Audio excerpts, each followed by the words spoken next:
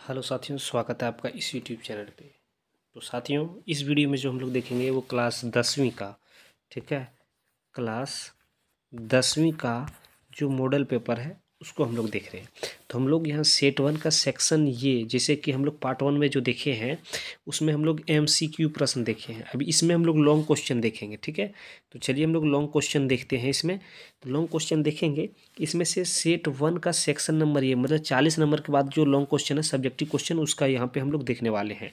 तो चलिए हम लोग देखते हैं फर्स्ट क्वेश्चन है, आप आंसर इस प्रकार से लिख सकते हैं।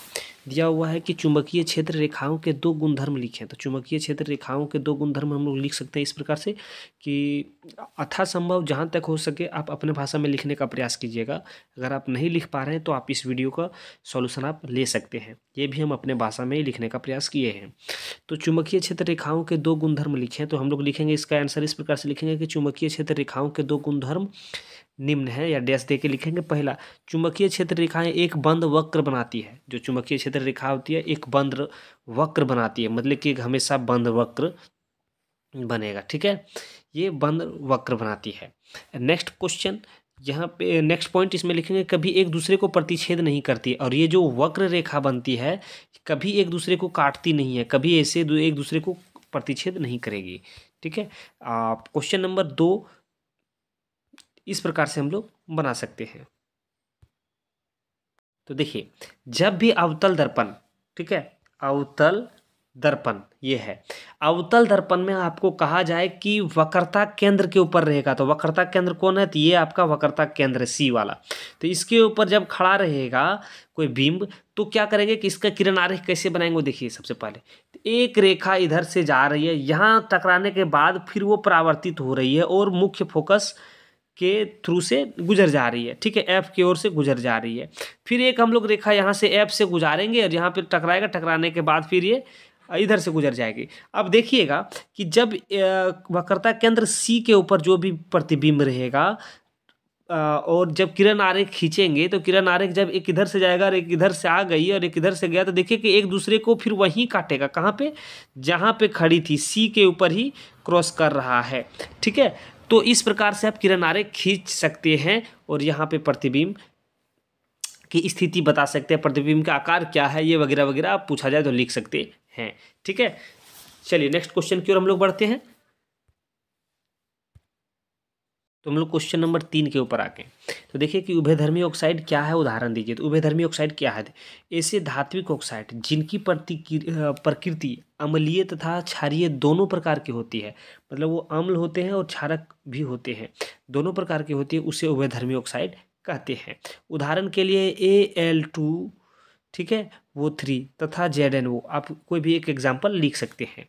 नेक्स्ट क्वेश्चन है क्वेश्चन नंबर 5। देखिए इस प्रकार से है कि क्वेश्चन 5 दिया हुआ है। देखिए यहाँ पे क्वेश्चन थोड़ा 4 वाला 5 और 5 में 4 आ गया है, तो कोई बात नहीं। क्वेश्चन यहाँ पे लिखा हुआ है कि पित्त का क्या कार्य है। तो पित्त का निम्न कार्य है। पहला क्या है कि अमाशय से आए भोजन के अम्लीय प्रभाव को क्षारीय बनाता है, और दूसरा आंत की दीवारों को कर्माकुंचन के लिए तैयार भी करता है, ठीक है। इस प्रकार से आप चौथा और 5वां नंबर क्वेश्चन का आंसर लिख सकते हैं। 5वां नंबर क्वेश्चन, जिसको चौथा में आप कह सकते हैं, क्या दिया हुआ है यहाँ पे? तो चौथा में आप लिख सकते हैं कि आधुनिक आवर्त नियम क्या है। तो आधुनिक आवर्त नियम जो है, मोसेल के अनुसार तत्वों के भौतिक एवं रासायनिक गुण उनके परमाणु क्रमांक के आवर्त फलन होते हैं, ठीक है। आधुनिक आवर्त सारणी नियम जो है आप इस प्रकार से लिख सकते हैं, ठीक है। नेक्स्ट क्वेश्चन की ओर हम लोग बढ़ते हैं। तो क्वेश्चन नंबर 6 देखिए कि खाद्य श्रृंखला किसे कहते हैं। आहार श्रृंखला, खाद्य श्रृंखला किसे कहते हैं, दोनों बात एक ही है। तो इसका आंसर आप इस प्रकार से लिख सकते हैं। देखिए हम अपने भाषा में लिखे हुए साथियों, अगर अभी तक चैनल को आप सब्सक्राइब नहीं किए, चैनल को सब्सक्राइब कर लीजिए। देखिए हम आपको अपने भाषा में देंगे, ठीक है, और हम लोग एक जैसा एक स्टूडेंट की तरह हम लोग लिखने का प्रयास करेंगे। ये होता है कि हम टाइप करके भी आप लोग को दिखा सकते थे, लेकिन नहीं, किस तरह से लिखा जाता है वो लिखने का तरीका भी आप लोगों को बताना है, इसीलिए हमें इस अपने भाषा में लिखने का प्रयास कर रहे हैं। हम इसी तरह से एकाएक आपको नहीं दे पाएंगे हड़बड़ाहट, लेकिन धीरे धीरे सभी वीडियो का सॉल्यूशन, सभी क्वेश्चन का सॉल्यूशन धीरे धीरे आप लोगों को प्रोवाइड करवाएंगे। तो दिया हुआ है यहाँ पे देखिए कि किसी पारितंत्र में पदार्थों का चक्रीय प्रवाह आहार श्रृंखला कहलाता है, मतलब कि चक्रीय प्रवाह को आहार श्रृंखला कहता है। एग्जाम्पल के तौर पे, जैसे घास को कौन? हिरन खाता है, हिरन को कौन? फिर शेर खाता है। और जब शेर को कौन खाता है, तो शेर जब मर जाती है तो वो गिद्ध बाज चील गिद्ध ये सब खाते हैं। अब उसको कौन खाता है, तो फिर इसी तरह का ये रोटेशन चलते रहता है, ठीक है। उसको सांप खाता है, सांप को ये वगैरह वगैरह चलते रहता है।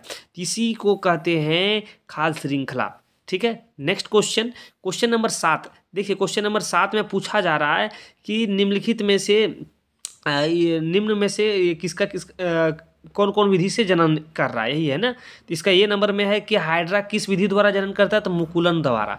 लेकिन बी नंबर राइजोपस जो है वो आप सभी कमेंट करके हमें बताएंगे, क्योंकि एक सभी वीडियो में एक क्वेश्चन आप लोगों के लिए सरप्राइज रहेगा जो आप सभी को बताना होगा, ठीक है। तो इसका कमेंट करके आप हमें बताइएगा कि इसका क्या सही आंसर होगा। तो चलिए साथियों, हम लोग सेक्शन ये समाप्त हो गया, अब हम लोग सेक्शन बी देखेंगे, ठीक है। सेक्शन बी देखेंगे। सेक्शन बी देखने से अगर इसमें अच्छा रिस्पॉन्स रहा तो सेक्शन बी का वीडियो एकदम फटाफट आप लोगों को मिलना स्टार्ट हो जाएगा। तो चलिए वीडियो को समाप्त करते हैं, फिर मिलेंगे हम लोग सेक्शन बी लेकर। तब तक आपसे अलविदा लेते हैं। जय हिंद।